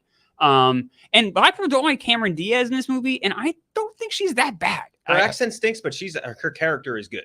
And the set pieces are insane. The fights are incredible. I really love this movie, and it holds up really well. I watched it again a few months ago, and I enjoyed it maybe more than I did the first time I saw it. So I'm pretty. Bill the Butcher alone is worth the price of admission. I mean, what's he say? Whoopsie daisy! Got the 5 points of New York in my hand, and I'll close it like a fist. Mm-hmm. Yeah, so good. Great pick. All right, Robbie, you're up. All right. So this is my last pick, maybe. God, there's so many fun movies from this period. And I think it just goes back to me being a kid. So I'm looking through here. I'm trying to decide if I want to go guilty pleasure, a movie that I just really love, I think is well respected. I'm gonna go. You know what? Fuck it. I'm doing it. I'm gonna go Shrek. I fucking love Shrek. Shrek is. I gotta get an animated movie in there. Shrek is awesome. It is a good movie. People Shrek give it like funny. Shit in retrospect, but it's good. I think it's shit. It's a movie that makes me laugh to this day. It still makes me. It's fine. We got to get you in a room with White Sox Dave. White Sox Dave thinks Shrek is like the greatest movie of all time. It exists. I mean, from the jokes, from the performances of Mike Myers and Eddie Murphy, Cameron Diaz again, to like even the soundtrack, they fucking knocked out of the park. Yeah. And I really think it changed animation and set a tone moving forward through the 2000s. Just a really, really cool movie. It is a movie where I would note this for you, Clemmer. Like I always looked at Shrek with like the I would say the antithesis of rose-colored glasses. Like, oh, that was a fucking dumb anime movie. And then I rewatched it as an adult, and I realized there's a lot more adult humor in Shrek than I remembered. And like they're really funny to watch back, I would say. Well, like, I only saw it. Well. I only saw it as an adult, and I thought it was a piece of shit movie. That's even better. Than I think it's awful. It's terrible. But I will say though, it is maybe one of the most culturally relevant movies that we've discussed today. It absolutely changed animation, and it's one of the most important and one of the biggest grossing movies that we've talked about. So I mean, as much as I hate Shrek and hate it and hate it and hate it and hate it, it's something we should be talking about because we're talking about the period of 2004. So I think it's a movie that needs to be brought up. It also like made DreamWorks. Like DreamWorks wouldn't exist anymore without Shrek. And it changed the voice actors, Mike Myers, Eddie Murphy. It kind of changed their careers where they didn't have to even work as much because they made so much fucking money from this movie. Mike Myers cashed out on that shit. Oh, yeah. So did Murphy. Jesus. It's weird. It's funny because you can tell Eddie Murphy believed more in this than like he was in Mulan, and then in Mulan 2, he's like, I don't feel like it. So they cast that white dude that does the Eddie Murphy impression. Oh, really? Yeah. Oh, I didn't know that. I didn't know that. Oh, you didn't know that? I don't know if I've seen Mulan 2. It's not good, but like they needed the role of Mushu to be played, and they just got this white guy that he's like essentially Eddie Murphy's voice understudy, and it's just like this dumpy looking white dude that just impersonates him to a T. Wow. And Disney did that for a long time before they realized, like until very recently, they realized they couldn't really do that. I think that's a good pick, and I think out of all these movies that we've mentioned so far, it's the only one with movies in that franchise still coming out. Like there's Shrek movie in development right now. Like all the rest of these, I don't think. Well, I mean, maybe not movies, but Lord of the Rings is still. Yeah, the franchise, I guess. With the I was going to say Spider-Man too. I guess now obviously it's different. Yeah, I understand, but yeah. I mean, okay, Chris, you're up. I knew this would drop to me, regardless of whether or not this is the last round. But this is one of my 10, maybe even 5 favorite movies of all time. Shattered Glass from 2003. Wow. Hayden Christensen, Peter Sarsgaard. I've not seen that. Me neither. It's a brilliant journalism movie. The definitive example of when people shit on Hayden Christensen for the prequels and say he can't act. He's actually really great in it. And I thought Peter Sarsgaard, I believe he got nominated for a Golden Globe, but one of my favorite performances in any movie. Just so subtle.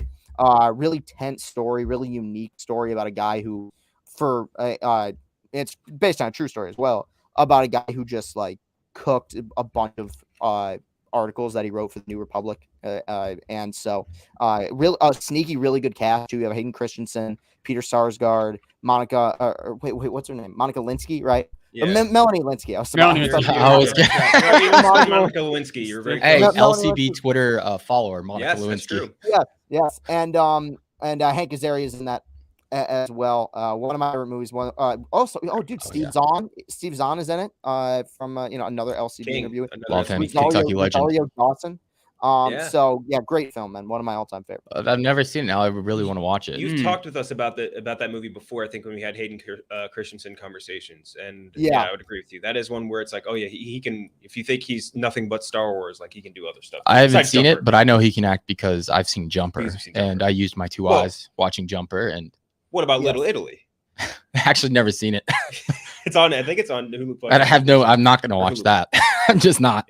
It's Hayden Christensen, and it's a play on Romeo and Juliet, except it's dueling Little Italy pizzerias with Hayden Christensen as I guess Romeo and not Julia. Emma Roberts, right? Oh, wow. If we do 05 to 09 movies, Jumper might make my list. No one loves Jumper. I love Jumper more than Robbie. I like Jumper. Yeah. All right, so for me, I'm happy we do get 2 more fixes. I can get City of God, which is, I think, the best foreign movie ever made, period. Yeah, someone in the chat already said City of God, best movie of all time. It's one of the best, I think the best foreign movie ever made, and it was one of the best movies just ever made. It is insanely good story of just like, I think like a slice of life in a world we're not used to. And it just really gets I think the crime element, the growth element of like you follow these people growing up, and just it is insanely good, and I would recommend it to anybody watch it. I think it's on HBO Max, but I might be leaving at the end of this month if I remember right. So I'd highly recommend checking that out. Next up, I feel like I should get something I like a lot, and I'm stuck between 2 movies. So is this your last? This would be my last pick. Okay.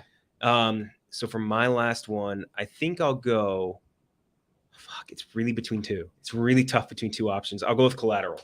I love Collateral. I love Michael Mann so much. It's a really good movie. And I think Collateral, it's a movie that almost makes me frustrated because, and I say this a million times, it's like the last time Tom Cruise played a villain, and he is so good at playing. From the rare times he played a villain. Yeah, and like this and like Interview with a Vampire, and like if you want to consider Les Grossman a villain, I guess you could. Like he just never plays him, and I think that's because of the powers that be in his. He wants to be the villain. That he wants to be the universally beloved good guy, and the powers that control him believe the same thing. So like when he plays bad guys, you can say, oh, no, not on here. We're gonna get shut down in minutes. Lights will go out. But him as a bad guy is so good, and like Vincent, I think Vincent Vega is his name in the movie. It's supposed to be related to the character from I think from Pulp Fiction. But Vincent Vega is the character in Pulp Fiction. But he's like so good in that movie. It's insane. And Jamie Foxx obviously incredible. And like I think what's his name? Mark Ruffalo is like a policeman in that movie. Really good. A couple other like smaller bit actors like this. And there's so many great scenes with that. The club fight scene. That's something where when you watch like the John Wick club scene, like think about Collateral first, because Collateral is the one that did that before John Wick existed. He also had that really good dialogue scene talking about jazz with that one dude before he shoots him in the head. It is just Collateral's really good. It's really well directed. It's man maybe at his best. I know he does a lot of things really well. But think about just Collateral is just really just two guys. Yeah. Just in basically in a car for most of it. And then so like that's not that exciting, but yet the movie is riveting. Yes. It is like you cannot put it down. Yeah. And like the music that they play throughout it, amazing. And just really good ending too in that subway scene between him and Jamie Foxx. Like really, really good. All right, Chris, you're back up.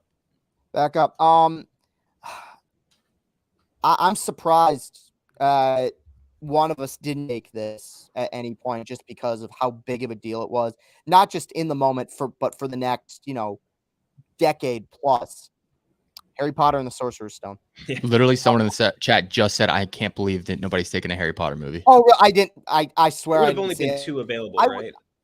I would argue Chamber of Secrets and Azkaban are probably better movies, but just in terms of how, I don't know if there's any movie like ever that did outside of maybe like the first Star Wars that did a better job of just world building and just setting up a universe. And I mean, it sounds corny to say it, but the movie really was just like magic when you saw it. It was so magical. Yeah, and I mentioned this on the pod before, but that was like the precursor to the like modern day MCU, where it's like that was the long winding 10-year story arc that people like fell in love with. And of course it was based on a book with book series, which obviously helped, but that's part of like it was Marvel though. It had like 3 uphill battles in that sense though, I think, because you have to establish that world. You already have the book series out, which everyone loves and expects you to match up in like quality with, and you also are working with child actors. They're like 9 years old. They're like 9 years old. That's really hard. And you got to cast someone that's going to work for like they lucked out 10 years like minimum. And all 3 are good. Like the Harry Potter movies are fine. I'm gonna do that great. I'm also old, so it's like they're all right. They're fine. But to pick, like I said, 3 9-year-olds that end up working out and all becoming good actors in those movies, that's an amazing accomplishment. Two of them. I fucking hate Emma Watson. I don't hate her as a person. Wow. I think she's a bad actress. Oh no. He's saying good in those movies though. Yeah, she is good. She's good as Hermione. I think she's good as Hermione. But the more I see her outside Harry Potter stuff, I'm like, dude, she was bad in Little Women. Yeah, she was not getting that. But I agree. I actually agree with that. She was not particularly great in Little Women. I mean, she's all right. Did you watch that? That's a great Little question. Woman? The Circle? I've not seen The Circle. No, don't see it. It's her, Tom Hanks, and I think there's a couple other randoms in it. It's like John Boyega. Yeah, and the guy from Boyhood. Yeah, that's right. It's just the most random crew people, and it is one of the worst movies. Chris, are you a first or second Dumbledore kind of guy? Oh man, it's so. Is it Michael Gambon or Richard Harris? Yeah, I was trying to think of the first one's name. They feel honestly like 2 different characters, and each completely one different.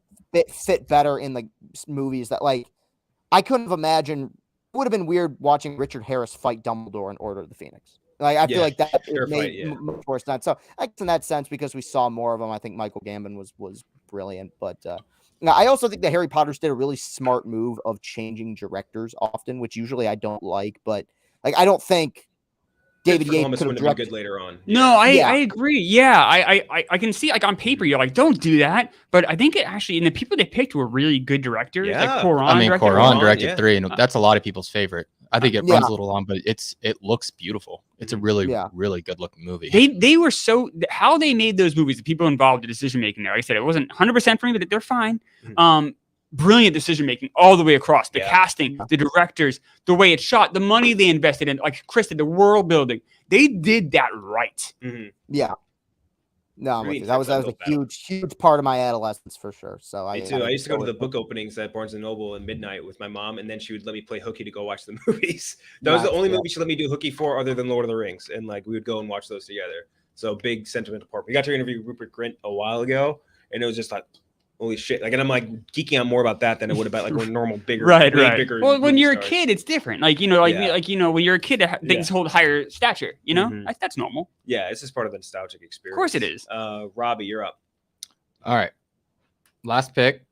There's so many guilty pleasures on here, but I feel like Shrek might have been my guilty pleasure pick. I really love this era of movies, and I think it's again just me being a child. But here I'm gonna go Kill Bill Volume 1 and Volume 2 if I can get it, because Tarantino does say they're one movie. He should get both. I was gonna say Tarantino says they're one movie. I have no problem with that. What was that, Chris? You froze. So I think I agree. We should give them both. You know who wanted to? You know who cut him? You know who did that? Weinstein. It's Harvey Weinstein who cut them. It is one movie, and anyone who disagrees is wrong. I think when he shows it at his theater in Hollywood, he shows it as one. Yes, it is one movie. You absolutely should get them both. And it's a great pick, by the way. Yeah, I really love that movie. It's just such a good homage to all the B movies, and it's just cool, stylish. I mean, all the stuff you love about Tarantino. It's the most stylish movie ever. It's so cool. Lucy Liu, great. Uma Thurman, fucking phenomenal. Goddamn. The settings, the scenery. I still really want. I don't think it's gonna end up happening, but it's been thrown around forever. Is her daughter getting the movie, getting revenge on Uma Thurman's character. It would be. That was a great scene, that fight in the kitchen too. That's how it opens with that. Also, throwing a fucking 15-minute long anime sequence in the middle of your blockbuster. I mean, only Tarantino.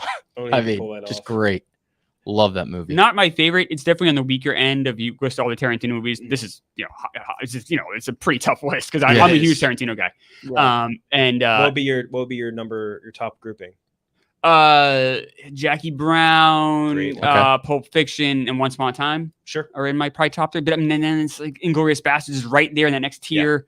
And then Kill Bill is in that mix as well, somewhere in there. Below those, but it's above like Hateful Eight. For me.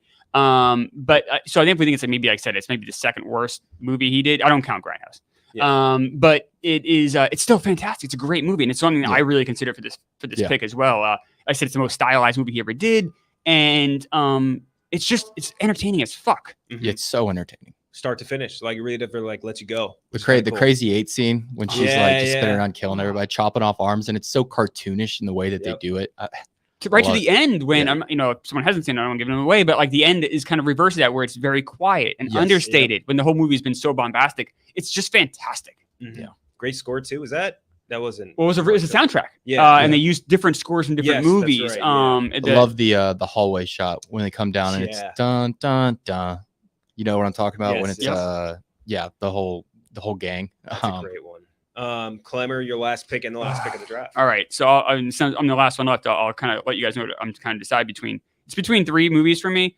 $1 Million Baby is in there. Lost in Translation is in there, but I'm going to go with the movie that makes me feel the most emotional. It's not the best movie; those two movies are better quality films. But I'm going to go with Signs.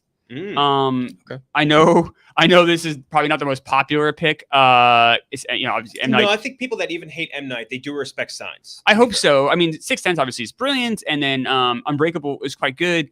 Signs, to me though, I know it's very overly sentimental. It's about fate and kind of destiny, and I think we talked about it a little bit when you had me on a couple weeks ago. We talked about Nope, and I felt like Nope stole a lot from Signs. Like, it's Nope and Signs, similar vibes for sure. Very similar movies. And I just think Signs is just a fantastic watch. And obviously Mel Gibson makes it problematic for some people. I understand that.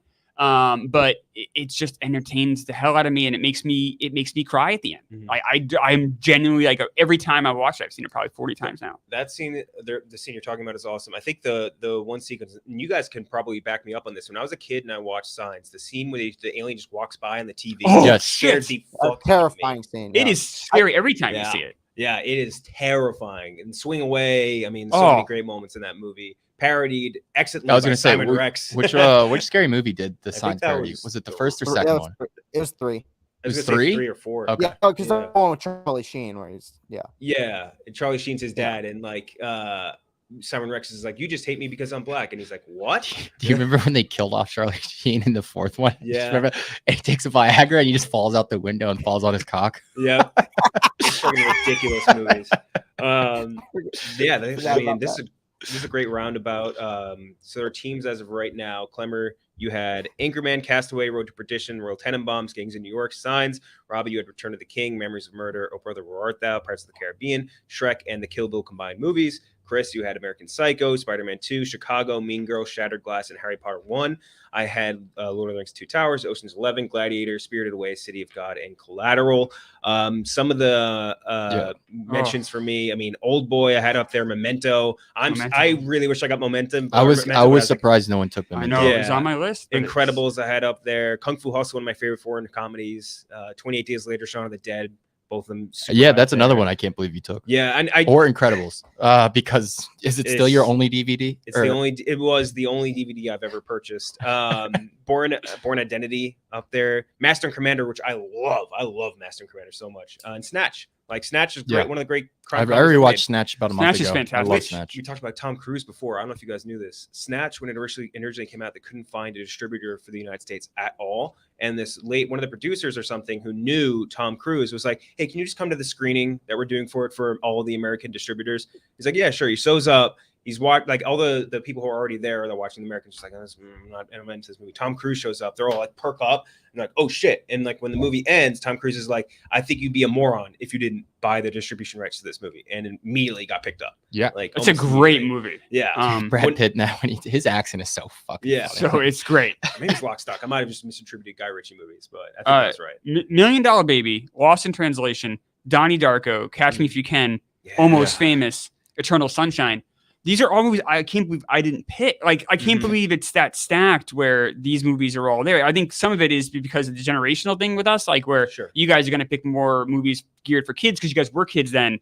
And some of these movies may be more geared to adults. But I feel like there's like 10 like legit great movies, and I only picked 6 of them. I feel like I let them down. Catch Me If You Can was the movie I was actually debating between Kill Bill and Catch Me If You Can. So great. Funny story. 2 great movies. Yeah. My family grew up with the Abagnales. Like they're from Greensburg, Kentucky, which is a town with 1 stoplight. So yeah, I mean, like, he was at my granddad's funeral. Oh my god. That's crazy. Wow.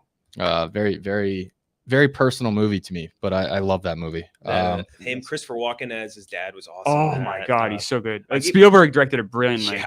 That was like, I think not his like last really good movie, but that was like, I feel like the tail end of his like insane run of awesome movies. And then it kind of like petered off a little after that, in my opinion. I don't know. Came out the same time as Gangs of New York, right? So DiCaprio has 2 movies that are both very good at the same. I think it came out like the same season. Like, I think they both came out around Christmas time because for Oscar bait. But but I think they were both. I remember seeing both of them in theaters, like almost like back to back. That was, let's see, it was Catch Me If You Can, but then like after that it was Minority Report the same year, which I also like. Whatever that's down on that.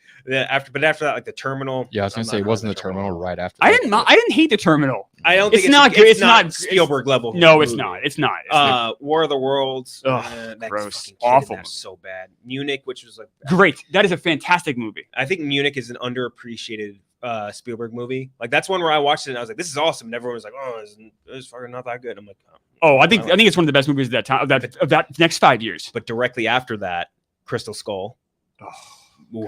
Adventures of Tintin, War Horse, Lincoln. Yeah, that's Lincoln is so boring. Empirically, like, well-made movie, but very boring. I agree with you there. Bridge of Spies, which is a nothing movie for me. BFG, The Post, Ready Player One, and then West Side Story, which is awesome. And then he got it back. You didn't like West Side Story, Clem? I didn't. I thought it was well made. I grew up with the older one. I mean, I'm not that old, but like, why are we doing this again? Why list all the movies he's doing? It's all like retreads or things of. He's doing stuff he really loves. He's into his passion project era where he's just doing musical. Yeah, he's doing his he's doing like a self biopic. I'm actually interested in that though. That's it.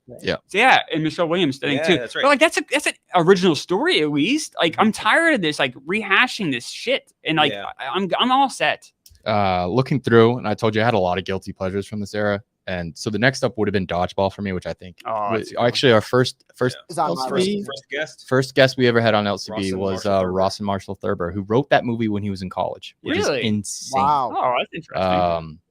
I also have like National Treasure, which by no means a like cinematic masterpiece, but just a movie that you can watch over and over and over again. Friday Night Lights and Remember the Titans, two great football movies, and The Replacements, actually celebrating a birthday today. A Knight's Tale, a movie that I think is a little. That's a guilty pleasure if you're ever going to pick one. Yeah, a guilty pleasure for sure. X2, Harold and Kumar, and I'm thinking of the other stoner movie in here. Oh, not Eurotrip, Super Troopers, two great stoner movies. There's a lot of fun stuff in here. Not Another Teen Movie on my list too. Eurotrip. I guess there are a lot of guilty pleasures. Yeah, I guess. Yeah. Especially in the comedy realm, I would say, which is kind of makes it rough. Chris, did you have any on your list? I did, but I guess dude, we need to post on the LCB account that Scary Movie 4 clip. Fuck Charlie Sheen. It's so dumb. He wakes up and he takes a Viagra and he's thinking about killing himself with like a razor blade or something. It's kind of dark for a second. Then he takes like a pill and he thought he was like killing himself with pills. But it just ended up being Viagra. And his cock grows to the size of like a billboard, and then he falls off the railing of his apartment and lands just straight up. It's so dumb. Okay, a lot of these you guys mentioned, but I had Dodgeball on there, The Incredibles, Eternal Sunshine, School of Rock, which I think is that our era definitely just really, really loves and is really attached to. X2. Which at the time, that and Spider-Man, or no, it was the year before Spider-Man 2, but 2 were really good comic book movie sequels that came out at that time. Finding Nemo, which was a brilliant animated movie. I don't know if I said Dodgeball. The last two were Miracle, which I corny as it is, I think it's such a brilliant sports movie. Shit for not having that on our list. I guarantee it. That, it's a story that is so perfect. It's cliches work because the story itself is greater than fiction. And lastly, 8 Mile. I really like 8 Mile. I still, I again, like cornball, but the stuff in that movie that works. It's a very calculated movie, but all the stuff that needs to work works. And Chris, if you listen to Eminem while you're alone at home, you whack. Yeah, I know. I heard that. I'm a serial killer apparently, but according to Brianna Chicken Fry. Yeah. So I think we have a pretty good list. This is gonna be an interesting graphic. That if I were to take a guess, just based off of like the mean age of our audience, that Robbie would probably win this. With I'm not sure who would come in second, but I think Robbie, your list is going to be. I think I'm in trouble. I gotta win one sooner or later. I think I'm in trouble. You're gonna have a lot of diehards that are gonna go for you, Clemmer. And I think that the general, again, because of the mean audience and just or whatever demographic of our group or fans of LCB, it'll probably be Robbie as the winner. I think. If I don't finish in fourth, that's a win. Yeah, for me, that's how I'm looking at it. All right, well, that's been the long take. Thank you so much, Clemmer. Thank you so much, Chris, for joining us. We'll have to do another era draft, I think, sometime soon. Maybe we'll do what you were saying and do 05 to 09. That'll be good. Yeah, that'd be good. Man. It's another stacked. All these, we might need to go 90s. I can't do 90s. You guys can. I'm doing the top 100 movies, but you guys should certainly do it. No. We'll do 2000s. We'll do that on the next one on next Friday. But until then, thanks to everyone for joining. Subscribe on YouTube, wherever else. Remember, Chris has some big stuff coming, movie wise. I would say I do. Yeah, rather that is. And you can always catch us, me, Gooch, and Chris on the regular episodes of LCB. So we'll see you, I guess, not on the next episode of Long Take, but we'll see you on the next episode of LCB. Yep, for sure.